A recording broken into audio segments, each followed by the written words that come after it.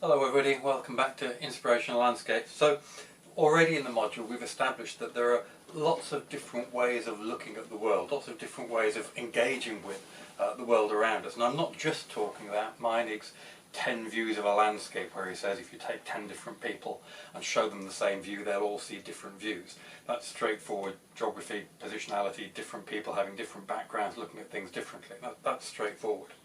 But more than that, I'm arguing that we can choose between fundamentally different approaches to engaging with, understanding and making sense of the fantastic but complicated world that's all around us.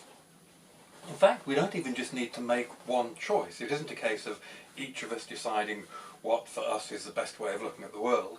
It might be that different approaches are most appropriate in different situations. Different ways of asking questions are appropriate for different questions. Science can't answer questions about God. You might not trust a poet to do your heart surgery. So we end up constantly juggling these different approaches to engaging with the world around us. Science, religion, art. Science, religion, art. Artists have looked at landscapes in lots of different ways over history, and geographers have had a lot to say about the ways that artists have interpreted and represented landscape. I'm not going to talk, for example, about Thomas Gainsborough's painting Mr. and Mrs. Andrews, which is a favourite of geographers to analyse the different gazes over the landscape that people can have, artists can have, geographers can have. Everybody from their own perspective has a different interpretation of the landscape, a different way of representing the landscape. I'm not really going to talk about that too much in this session. There's plenty of literature out there for you to read up on that. For us in this session, I'm really much more interested in a practical approach to using art as a way of seeing better.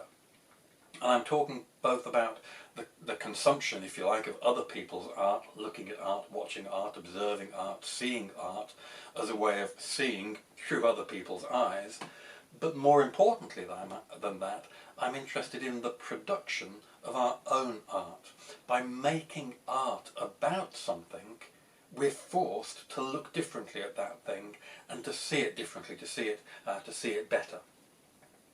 Now, in the exercises that we're going to do in this session, I'm not interested, we don't care about the quality of your art, I don't care how good a painter or how good a drawer you are, that's not the point. You can be a rubbish drawer.